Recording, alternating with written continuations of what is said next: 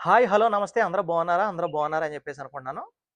మనకొచ్చినటువంటి మరో ప్రశ్న ఏంటంటే, "అన్నయ్య ఎన్‌సీసీ ఉంది కదా అన్నయ్య! ఈ ఎన్‌సీసీలో ఏబీసీ సర్టిఫికేట్స్ ఉంటాయి. ఏ, బి, సి సర్టిఫికేట్స్ ఉంటాయి. ఈ 3 సర్టిఫికేట్‌లు కలిగిన వారి మధ్య రిజర్వేషన్‌లో ఏమైనా తేడాలు ఉంటాయా? అసలు ఎవరికి ఫస్ట్ ప్రియారిటీలో ఉద్యోగం ఇస్తారో, ఎవరికి సెకండ్ ప్రియారిటీలో ఉంటది? అసలు దీని గురించి ఒక క్లారిటీ వీడియో చేయండన్నా" అని చెప్పేసి ఈ ఎన్‌సీసీ అభ్యర్థులు ఎవరైతే ఉన్నారో వీళ్ళైతే మనల్ని అడగడం జరిగింది. సో, దానికి సంబంధించి ఒక క్లారిటీ అయితే ఈరోజు మనం ఇవ్వబోతున్నాం. ఫ్రెండ్స్ మీరు గాక మన ఛానెల్‌ని ఫస్ట్ టైమ్ చూసినట్లయితే మన ఛానెల్‌ని సబ్స్క్రైబ్ చేయడం మర్చిపోద్దు. మన ఛానెల్‌ని సబ్స్క్రైబ్ చేయండి, లైక్ చేయండి.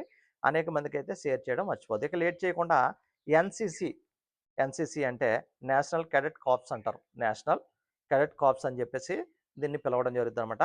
ఈ ఎన్‌సీసీ సర్టిఫికేట్ కలిగిన వారి మధ్య రిజర్వేషన్‌లో తేడా ఏముంటది? అసలు ఎన్‌సీసీ రిజర్వేషన్స్‌కి 3% కోటా అనేది ఉందండి. 3% అంటే 100కి 3% ఉందంట. 100కి 3% రిజర్వేషన్ అనేది ఉందనమాట. ఇందులో NCC A certificate, NCC B certificate, NCC C certificate ఇలాగా ఆహ్, 3 రకాల సర్టిఫికేట్స్ అయితే ఉంటాయండి. ఈ 3 రకాల సర్టిఫికేట్స్‌లో ప్రిఫరెన్స్ ఎక్కువగా ఎన్‌సీసీ సి వారికి ఉంటదన్నమాట.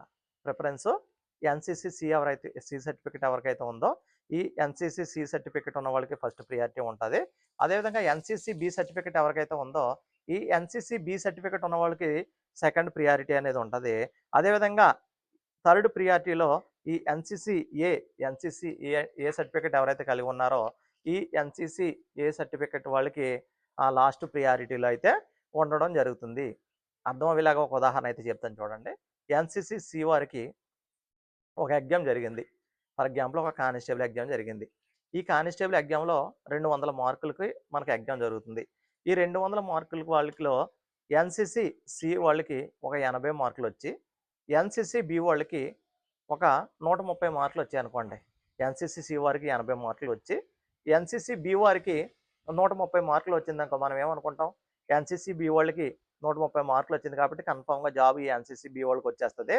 ఎందుకంటే నాకు 130 మార్కులు వచ్చాయి కదా! అని చెప్పేసి ఈ ఎన్‌సీసీ బి సర్టిఫికేట్ ఉన్నటువంటి క్యాండిడేట్ అనుకుంటాడు. కానీ ఇక్కడ ఎన్‌సీసీ సి వారికే జాబ్ అనేది ఇస్తారు. 80 మార్కులు వచ్చినప్పటికి ఎన్‌సీసీ బి వాళ్ళకి 130 మార్కులు ఉన్నా, కానీ ఎన్‌సీసీ సి సర్టిఫికేట్‌కి 80 మార్కులు ఉన్నా గాని, ఈ ఎన్‌సీసీ సిలో 80 మార్కులు ఉన్న వాళ్ళకి మాత్రమే ఫస్ట్ ప్రియారిటీలో జాబ్ అనేది ఇవ్వడం జరుగుతది. ఒకవేళ ఎన్‌సీసీ సి వాళ్ళు లేరనుకోండి. ఎన్‌సీసీ సి వాళ్ళకి ఎవరు కూడా క్వాలిఫై అవ్వలేదు. లేరనుకోండి. అప్పుడు ఎన్‌సీసీ బిలో ఎన్‌సీసీ బిలో ఎవరైతే ఉన్నారో, ఈ ఎన్‌సీసీ బిలో ఎక్కువ మెరిట్ మార్కులొచ్చిన వాళ్ళకి జాబ్ అనేది ఇవ్వడం జరుగుతది. అదేవిధంగా ఒకవేళ ఎన్‌సీసీ బి వాళ్ళు కూడా లేరనుకోండి.